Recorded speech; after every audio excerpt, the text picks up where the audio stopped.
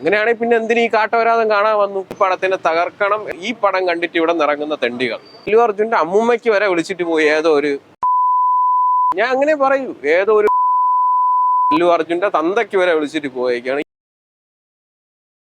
എനിക്ക് തോന്നുന്നു ഏതൊക്കെയോ വലിയ മാഫിയകൾ ഈ ഒരു പടത്തിന്റെ പിന്നിൽ പ്രവർത്തിക്കുന്നുണ്ട്. അവര് എത്രയോ കോടികൾ ചിലവാക്കി ഈ പടത്തിനെ തകർക്കണം എന്നുള്ള രീതിക്ക് തകർക്കുകയാണെന്നാണ് എനിക്ക് പറയാനുള്ളത്.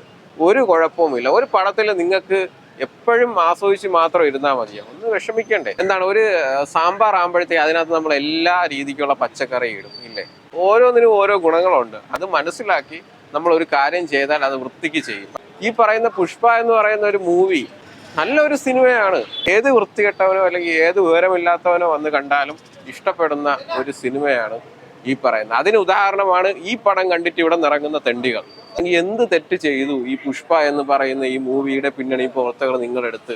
ഇന്നലെ തൊട്ട് കാട്ടവരാതം, വാണം, ഇന്നലെ അല്ലു അർജുന്റെ അമ്മൂമ്മയ്ക്ക് വരെ വിളിച്ചിട്ട് പോയി ഏതോ ഒരു, ഞാൻ അങ്ങനെ പറയൂ, ഏതോ ഒരു അല്ലു അർജുന്റെ തന്തയ്ക്ക് വരെ വിളിച്ചിട്ട് പോയേക്കാണ്. എന്തിന് തെറ്റ് ചെയ്തു? നിനക്കൊക്കെ 120 രൂപ നീ എന്തൊക്കെ ചെയ്യുന്നു? ബിരിയാണി കഴിക്കുന്നില്ലേ? വേറെ പല കാര്യങ്ങൾ ചെയ്യുന്നില്ലേ? അങ്ങനെയാണെങ്കിൽ പിന്നെ എന്തിന് ഈ കാട്ടവരാതം കാണാൻ വന്നു? കാട്ടവരാതമാണെങ്കിൽ പിന്നെ എന്തിന് കാട്ടവരാതം കാണാൻ വന്നു? ഈ പൈസ വേറെ വല്ല നല്ല കാര്യത്തിന് യൂസ് ചെയ്താൽ പോരാ. എന്തൊക്കെയോ വാക്കുകൾ പറഞ്ഞല്ലോ, എന്തോ മലഞ്ചരക്ക, മലങ്കട്ട്, കാട്ടവരാതം. കുറെ നാൾക്ക് മുന്നേ ആൾക്കാർ പടത്തിനെ എല്ലാം വാണം എന്നാണ് പറഞ്ഞുകൊണ്ടിരുന്നത്. ഇപ്പൊ ഇതേപോലെയുള്ള ഒരു വാക്കാണ് മലങ്കട്ടും, പിന്നെ എന്തോന്ന് കാട്ടവരാതം. ഇത് ഈ വാക്കുകളെ ട്രെൻഡിങ് ആക്കാൻ നോക്കുന്നതാണ്. എനിക്ക് തോന്നുന്നു ഈ വാക്കുകൾ ഉണ്ടാക്കിയ ആൾക്കാരാണ് പൈസ കൊടുത്തിട്ട് ഈ പറയുന്ന ചെയ്യുന്നത്.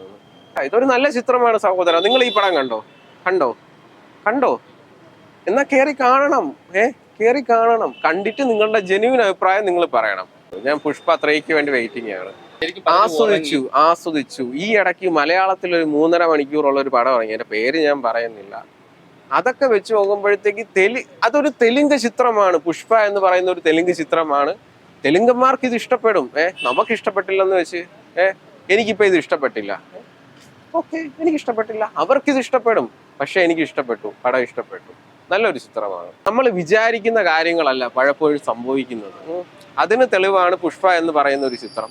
നമ്മളിങ്ങനെ വിചാരിക്കും അതിപ്പോ അങ്ങനെ സംഭവിക്കും, പക്ഷെ ഇതിനൊരു ഡയറക്ടർ ബ്രില്യൻസ് ഒന്നും എനിക്ക് പറയാൻ പറ്റൂ. എന്തായാലും ഇതേപോലെയൊക്കെ തെറി പറഞ്ഞിട്ട് പോണവന്മാരെയൊക്കെ അവന്മാരെ വീട്ടിൽ കയറി വെടിവെച്ച് കൊല്ലണം. ഞാനിത് കേരള സർക്കാരിൻ്റെ അടുത്ത് ഞാനിത് അപേക്ഷിക്കുകയാണ്. ഇതേപോലെയുള്ള പടങ്ങൾ പൊട്ടിക്കുന്നവരെ അവരെ വേണ്ട രീതിക്ക് നിങ്ങൾ കണ്ടോളണം. ഇത് ഒരു കോമഡി ആയിട്ട് നിങ്ങൾക്ക് വേണമെങ്കിൽ ചിലപ്പോൾ എടുക്കാം, പക്ഷെ ഇത് സീരിയസ് ആയിട്ട് എടുക്കണം. ഓക്കെ, ഇത്രയേ ഉള്ളൂ.